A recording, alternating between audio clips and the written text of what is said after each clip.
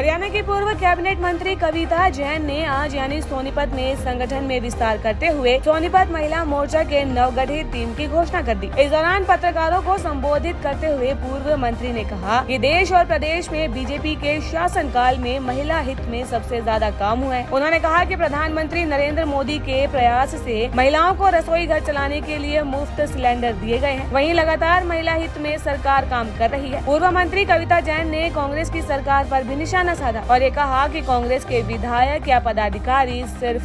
जनता को भड़काने के लिए आरोप लगाने की राजनीति करते हैं। क्योंकि मैं खुद भी शहरी निकाय विकास की मंत्री रही और मैं समझती हूँ कि विपक्ष का काम केवल लोगों को बरगलाना है। और खुद माननीय मुख्यमंत्री जी ने कई दिन पहले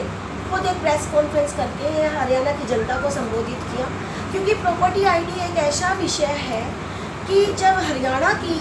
कोई भी प्रॉपर्टी, आप खुद मीडिया से जुड़े हुए बंधु आप देखो किस तरह से इलीगल कब्जे, अवैध चीज़ों पर कब्जा करना या सरकार की जो प्रॉपर्टी है उस पर किस तरह से अवैध कब्जे करना, किस तरह से जो परिवार की भी अगर मैं बात करूँ तो प्रॉपर्टियों में लिटिगेशन,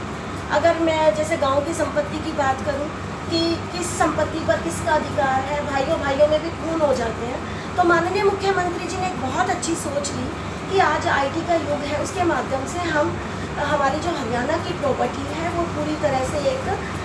जियो डाटा पर आ जानी चाहिए कि एक क्लिक के साथ लोगों को ये पता हो कि कौन सी भूमि पर किसका अधिकार है। तो निश्चित रूप से जब इतना बड़ा काम जब किया जाएगा तो उसके अंदर कुछ खामियां भी होंगी, उसमें समय भी लगेगा, क्योंकि इसमें कहीं ना कहीं जो गलत लोग हैं, मैं आपको एक मिसाल के तौर पे बताना चाहती हूँ। जब मैं शहरी निकाय मंत्री थी तो मुझे कई बार जैसे कुछ इलाकों का कि हमें प्रॉपर्टी का सपोज सोनीपत का ही कि हमें पता होना चाहिए भाई निगम के पास कौन कौन सी ज़मीन है, इसकी सूची लाओ। तो कोई भी अधिकारी के पास वो सूची ना तो कोई देने को तैयार और वो मिलती भी नहीं थी। अगर कोई इंक्वायरी हो जाती थी, मैं समझती हूँ कि डाटा का डाटा पिछली सरकारों में जला दिया जाता था, आग लगा दी जाती थी कार्यालयों में ताकि डाटा रिकॉर्ड नष्ट कर दिया जाए। तो इन सब चीज़ों को दूर करने के लिए, जनता को सही राह दिखाने के लिए मैं समझती हूँ कि ये पूरे हिंदुस्तान के अंदर एक यूनिक तरह का काम है और जिस दिन ये काम पूरा हो जाएगा तो उस वक्त सारी दिक्कतें दूर हो जाएंगी। हाँ, हालांकि जैसे प्रॉपर्टी टैक्स में दिक्कत आई तो कुछ सुझाव जैन साहब की तरफ से और लोगों की तरफ से माननीय मुख्यमंत्री जी ने भी इसके अंदर नए इम्प्लीमेंट किए हैं। अब प्रॉपर्टी टैक्स जैसे कि अब मैनुअल बटने शुरू हो जाएंगे तो उसमें भी कुछ हद तक रुझान हो जाएगा। तो धीरे धीरे जो भी बीच में खामियां आ रही हैं तो वो सब हम लोग दूर कर रहे हैं। और फैमिली आईडी के पीछे की जो सोच है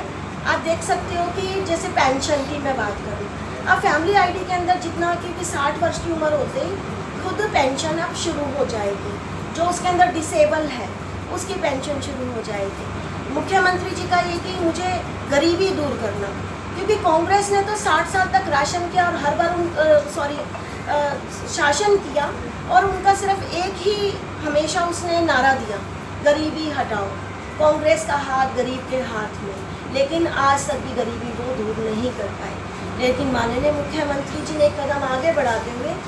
परिवारों के अंदर से गरीबी दूर करने का काम किया और जिन परिवारों की आय 1 लाख रुपए से कम है उन सभी परिवारों के लिए आप देख सकते हो जगह जगह कैंप लगाना, उनको आय किस तरह से हम लोग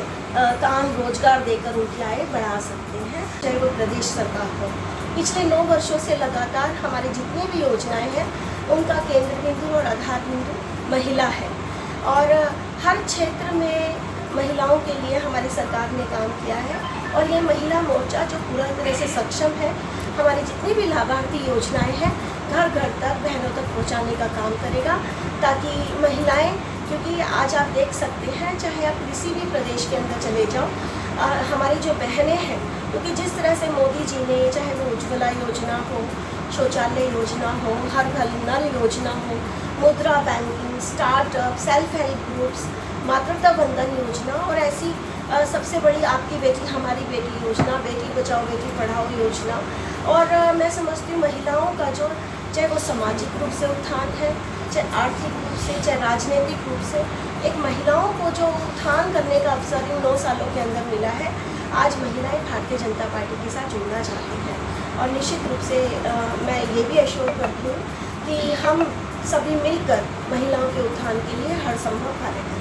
बीजेपी महिला मोर्चा सोनीपत की जिला अध्यक्ष इंदु वलेचा ने कहा कि आने वाले चुनाव को देखते हुए महिलाएं अब जनता के बीच में जाकर सरकार की जन कल्याणकारी नीतियों को साझा करेंगी। हमारे अध्यक्ष जी ओम प्रकाश धनखड़ जी का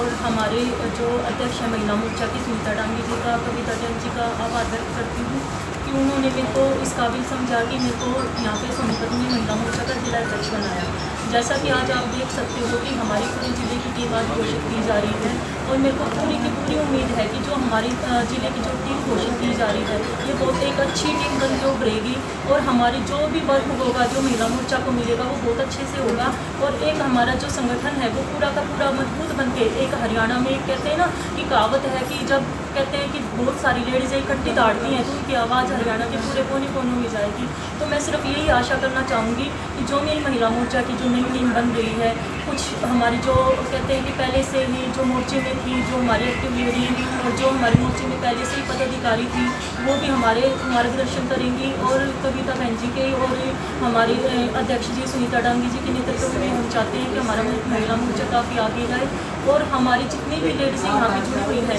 किसी न किसी संगठन से या लोगों के बीच में बहुत पुराने टाइम से रही हैं, तो हमें ये अपने ऊपर गर्व है सारी महिलाओं को कि हमें कहते हैं कि महिला मोर्चा पूरा का पूरा एक संगठन जो बना है वो बहुत अच्छा बना है और आगे हमारा जो कार्य होगा वो आप देख सकते हो कि बहुत अच्छे से किया जाएगा। दैनिक सवेरा के लिए